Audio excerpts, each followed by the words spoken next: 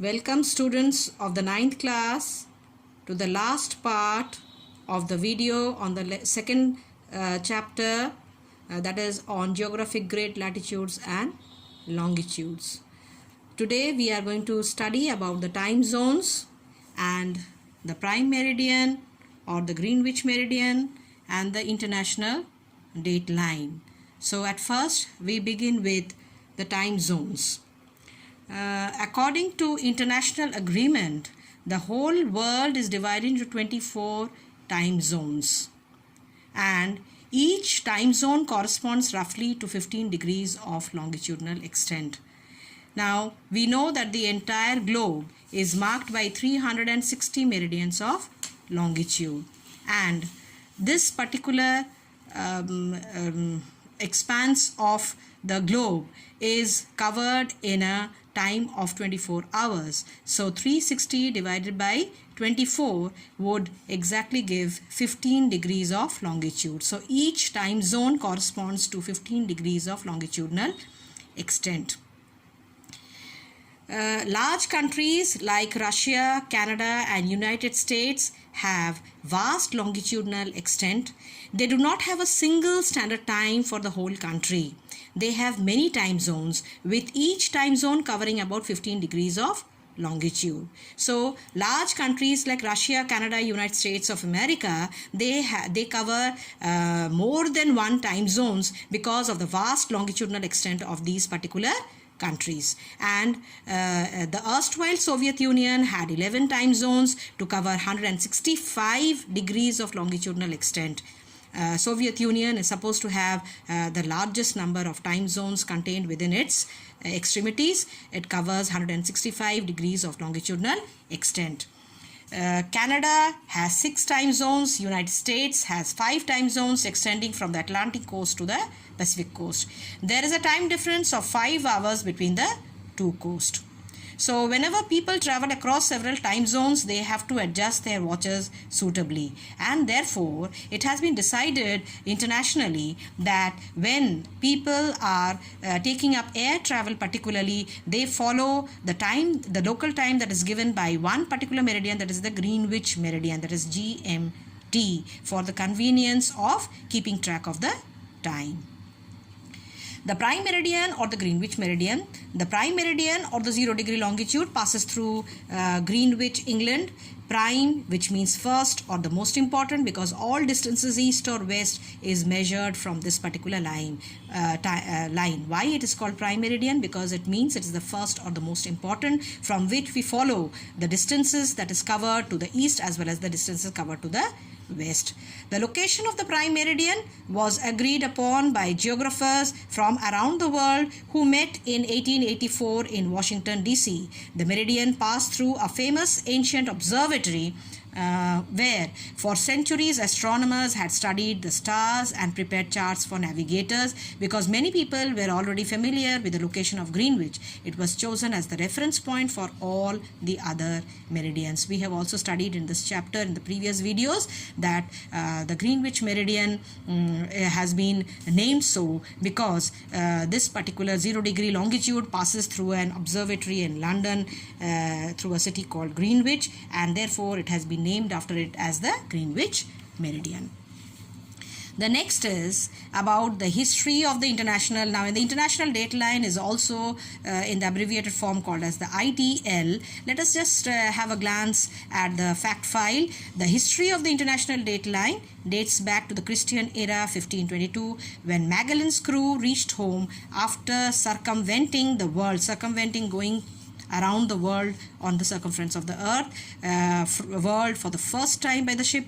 When they thought it was 5th September, it was actually 6th September. This is because a peculiar position arises at the meridian 180 degree. This meridian is both 180 degree east and 180 degree west. Now let us go through an explanation to understand it better. I have drawn a diagram to explain to you in an easy way.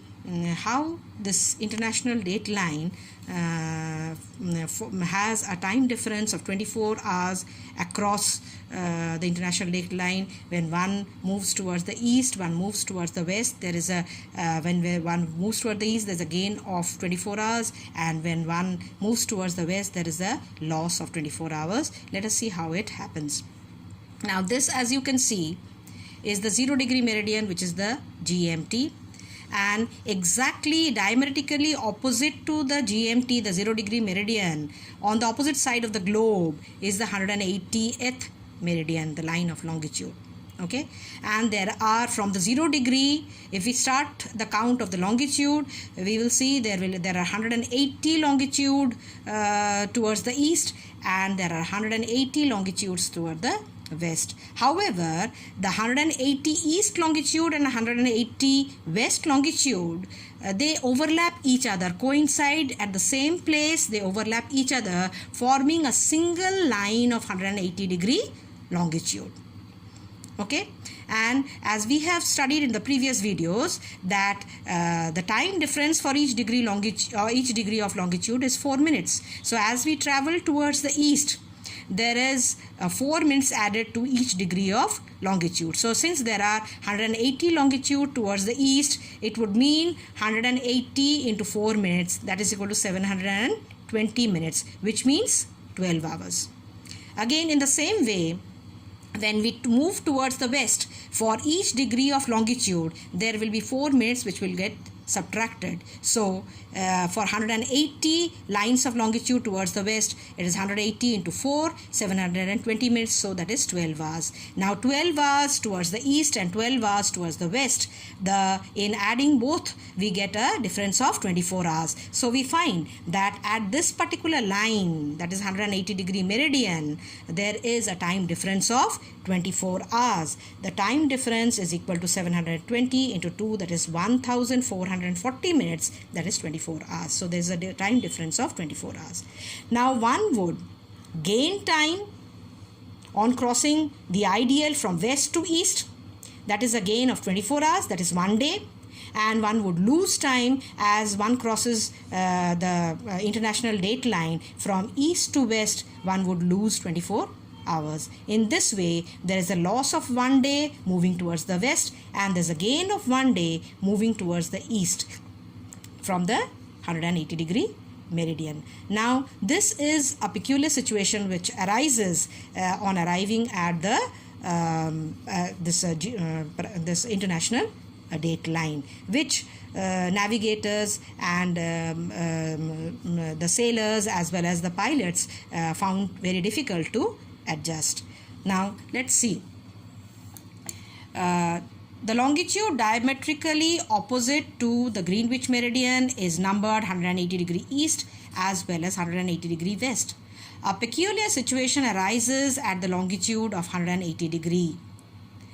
Now there's an example, some illustration is given here. When the time is 6 p.m. on Monday 25th December at Greenwich, the time at 180 degree east longitude will be 12 hours ahead of Greenwich Mean Time, because east gains time.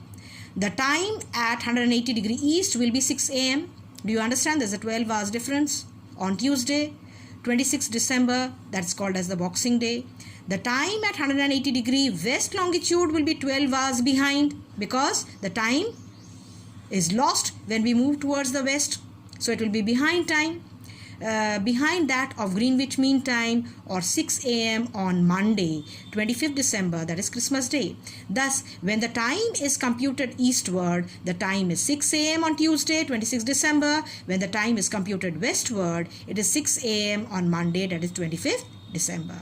Thus, on either side of 180 degree longitude, there is a time difference of 24 hours or 1 day. This causes confusion whenever ships or aeroplanes make trips around the world.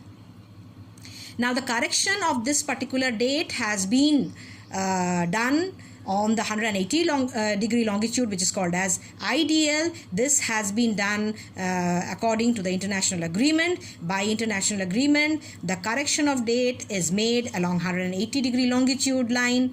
This is called the international date line, because The date is changed whenever people cross this line by ships or aeroplanes. Again, there has been another elucidation which has been given over here. You can refer to this. It is the same kind of elucidation which has been given in the previous paragraphs. And here also we have a diagrammatic representation of the explanation. You can see the Greenwich meridian, and there is a difference of 12 hours on either side of the Greenwich meridian, moving towards the east, towards the 180 degree east longitude. There is a difference of 12 hours, and moving towards 180 degree west longitude, again there is a difference of 12 hours. So at the 180 degree longitude, which is a single meridian of longitude, there will be a difference of 24 hours on either side.